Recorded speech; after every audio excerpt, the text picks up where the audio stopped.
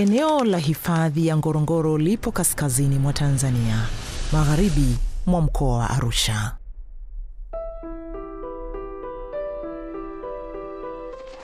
Ni moja ya maeneo muhimu zaidi kiikolojia barani Afrika na duniani, hasa baada ya kutambuliwa na UNESCO kama eneo la urithi wa dunia.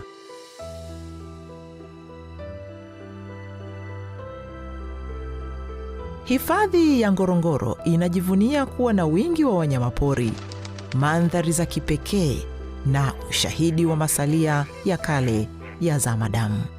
Lakini kinachoifanya Ngorongoro kuwa ya kipekee zaidi ni kuishi pamoja kwa binadamu na wanyamapori ndani ya mfumo mmoja wa matumizi mseto ya ardhi. Hapa jamii ya Wamasai huchunga mifugo yao katika nyanda za kale za volkano, wakishirikiana na wanyama mwituni.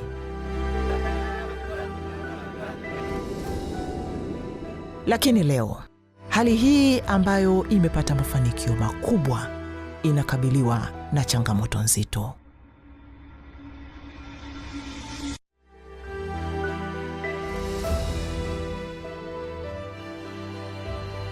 Tukianza na mafanikio ya uhifadhi, mfumo huu wa matumizi mseto umefanikiwa kulinda upekee wa Ngorongoro, hasa katika maeneo maalum ambayo hayaruhusiwi kufanya shughuli za kibinadamu. Uhifadhi umeimarika huku hadhi ya kimataifa eneo hili ikiendelea kudumishwa. Eneo la hifadhi ya Ngorongoro limeendelea kuvutia watalii kutoka pande zote duniani. Ongezeko hili la utalii limechochea mapato na fursa za ajira, kuanzia waongoza watalii hadi huduma katika lodge na kambi za kitalii. Utalii umeendelea kuwa mhimili muhimu wa uchumi wa eneo hili. Kwa upande wa jamii, manufaa yake ni upatikanaji wa maeneo makubwa ya malisho ndani ya hifadhi ukilinganisha na yale yanayopatikana nje ya hifadhi, kuendelezwa kwa mila na desturi, na ufadhili wa elimu kupitia baraza la wafugaji.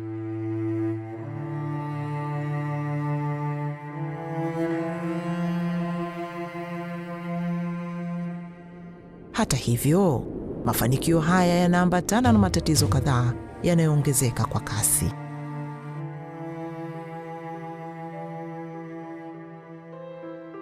Mwaka 1959, wakati hifadhi ya Ngorongoro ilipoanzishwa, kulikuwa na takribani watu 8,000. Mwaka 2022, idadi hiyo ikafika watu 1,793. Na kwa mujibu wa Ofisi ya Taifa ya Takwimu ya mwaka 2022, idadi hiyo inakadiriwa kutimia watu 276,651 ifikapo mwaka 2050, kwa wastani wa ukuaji wa 3.6%.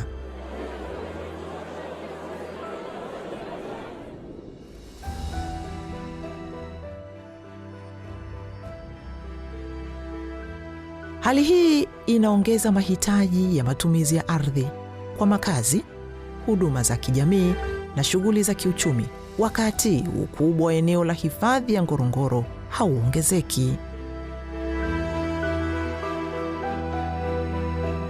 Kwa upande mwingine, makazi ya binadamu yameongezeka kutoka maboma 13,381 mwaka 2019 hadi kutimia maboma 17,734 mwaka 2025, ongezeko la 28.8%.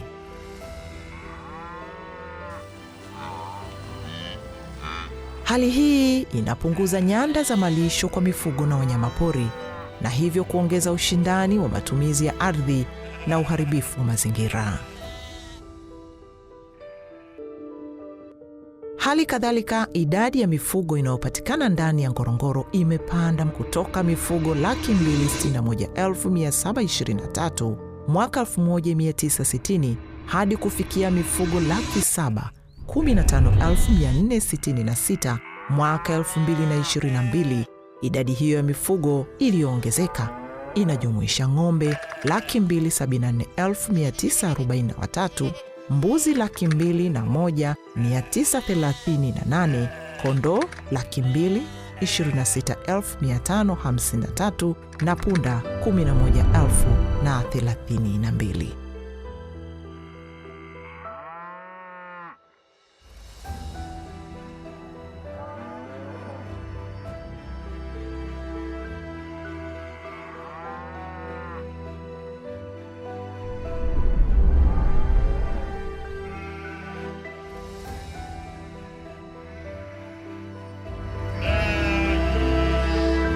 Tathmini hii inaonyesha kwamba ili kuweza kuishi vyema mwaka 2022, mifugo ilihitaji kilomita za mraba 4,579 sawa na 56.4% ya eneo lote la hifadhi ya Ngorongoro lenye ukubwa wa kilomita za mraba 8,122.70. Mahitaji haya yanakadiriwa kuongezeka hadi kufikia kilomita za mraba 8,464.56 sawa na 104% ya eneo lote la hifadhi ya Ngorongoro ifikapo mwaka 2050. Hii inamaanisha wanyama pori na makazi ndani ya eneo la hifadhi ya Ngorongoro vikiondolewa kabisa, eneo hili halitoshi hata kwa matumizi ya mifugo pekee ifikapo mwaka 2050, na hivyo kutoa hitaji la lazima la eneo jingine ili kukidhi mahitaji ya ufugaji.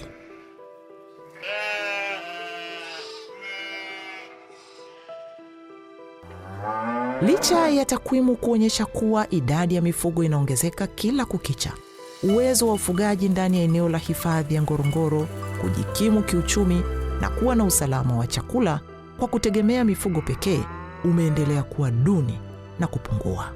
Kwa kawaida, kiwango cha chini cha mtu kujikimu kwa kutegemea mifugo pekee ni ng'ombe wanane wenye uzito wa kilogramu 250 kwa kila ng'ombe mmoja, yani Tropical Livestock Unit.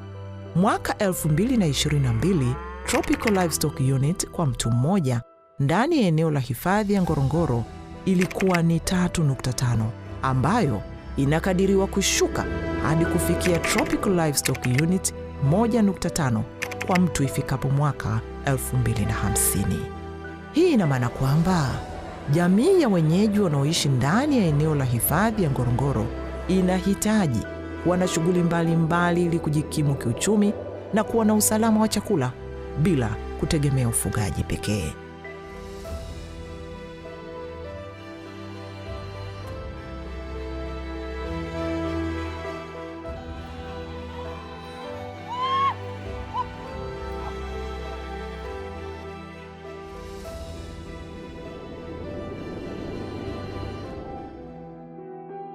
Kwa upande mwingine, tafiti zinaonyesha kwamba baadhi ya wanyamapori kama vile choroa, nyamera na swala twiga wametoweka kabisa katika bonde la Ngorongoro.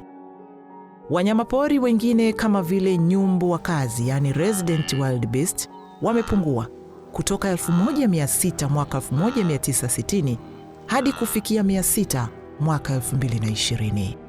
Swala tomi wamepungua kutoka 5,000 mwaka 1965 hadi kufikia 1,500 mwaka 2019.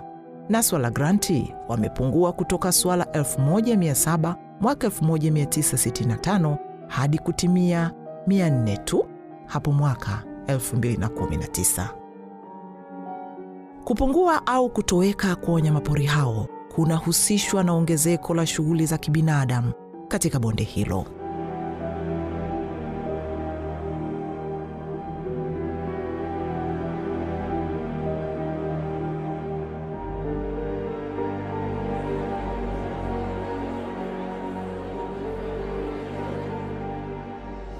Takwimu zinaonyesha kuwa kuanzia mwaka 2015 hadi mwaka 2025, wastani wa watu 7 wamekuwa wakiuawa kila mwaka na wanyamapori hadi kufikia jumla ya watu 77, wakiwemo watoto wa shule wanaosoma ndani ya eneo hili la hifadhi.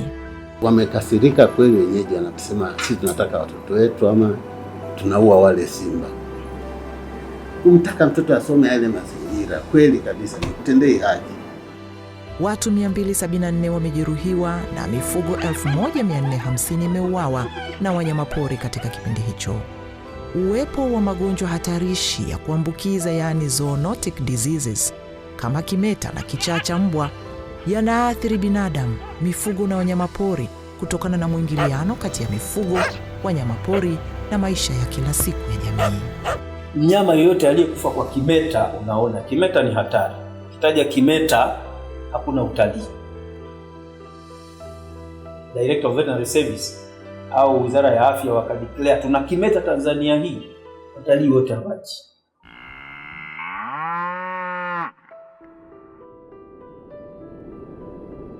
Mabadiliko ya tabia nchi na shughuli za kibinadamu kama vile uingizaji wa bidhaa, watu na mifugo kutoka nje ya hifadhi umeathiri uoto wa asili uliokuwepo kwa karne nyingi, na hii imesababisha kuenea kwa mimea vamizi ndani ya eneo la Ngorongoro na hatimaye kupunguza nyanda za malisho kwa ajili ya mifugo na wanyamapori.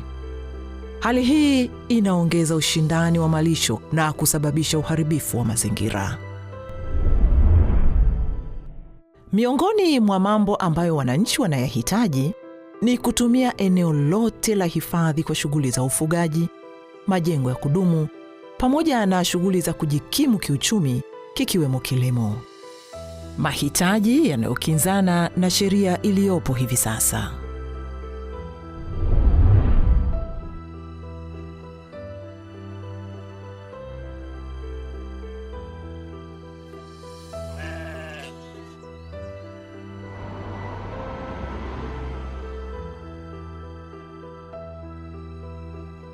Utekelezaji wa Dira ya Taifa ya Maendeleo mwaka 2050 unasisitiza jamii kuwa na makazi bora ya maendeleo ya kijamii, kiuchumi na mazingira, pamoja na kuunganisha miundombinu ya huduma za kijamii kama vile afya, elimu, nishati safi, maji safi na salama na utunzaji wa mazingira. Hii ina maana kuwa jamii ya wenyeji wa Ngorongoro wanahitaji huduma bora za kijamii kama umeme wa uhakika, huduma za afya za kisasa, makazi bora, shule, maji na huduma za mifugo nje ya maeneo yaliyohifadhiwa.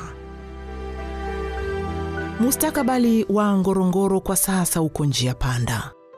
Kila njia tutakayoichagua ina faida na hasara zake, si kwa uhifadhi tu, bali kwa jamii, utalii na eneo hili la urithi wa dunia. Njia ni 3.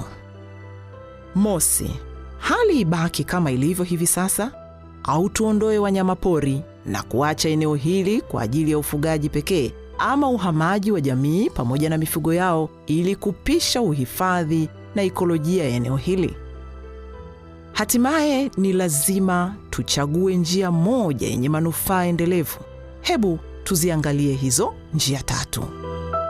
Mosi, je, hali hii ibaki kama ilivyo hivi sasa? Kwa ongezeko la idadi ya watu kwa 1160 na ongezeko la mifugo la 173.4. Ikiwa hakuna kitakachobadilika, tafiti za kisayansi zinaonyesha kwamba aina zaidi ya wanyamapori watatoweka kama ilivyotokea kwa choroa, nyamera na swala twiga. Utalii utaporomoka na kusababisha hifadhi ya Ngorongoro kutoweka ifikapo mwaka 2050. Pili, je, tuondoe wanyamapori na kuacha eneo hili kwa ajili ya ufugaji pekee?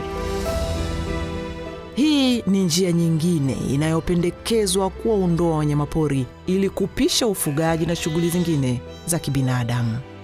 Kwa mtazamo wa awali inaonekana rahisi, lakini matokeo yatakuwa makubwa na mabaya.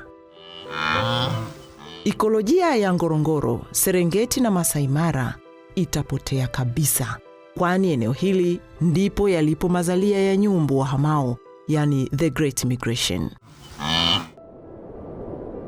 Hadhi ya urithi wa dunia itaondolewa. Utalii utaporomoka mara moja na kusababisha pato la taifa kushuka, kwani utalii unachangia zaidi ya 17%. Njia ya 3 inaibuka. Njia hii inayojikita katika uendelevu wa muda mrefu wa eneo hili. Njia hii inalenga uhamaji wa jamii pamoja na mifugo yao ili kupisha uhifadhi na ekolojia ya eneo hili. Hii ina maana kwamba uhamaji wa watu na mifugo yao kutoka ndani ya maeneo yaliyohifadhiwa ni jambo linalotoa fursa kwa jamii kupata maendeleo, hati miliki ya maeneo nje ya hifadhi na kuwa huru kufanya shughuli mbalimbali za kiuchumi tofauti na ilivyo hivi sasa. Matokeo ya haraka ya njia hii ni kwamba ushindani wa matumizi ya ardhi ndani ya Ngorongoro unaanza kupungua.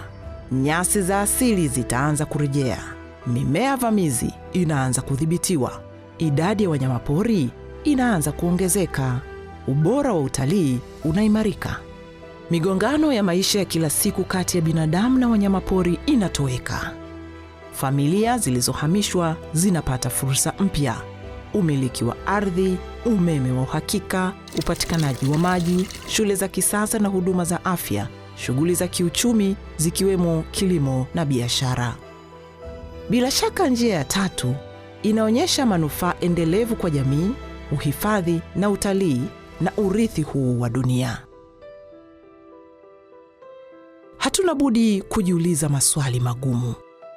Je, kwa mazingira ya sasa, watu na wanyamapori wanaweza kuendelea kuishi kwa pamoja? Je, ni haki kuendelea kusisitiza watu kuishi maisha duni ndani ya hifadhi?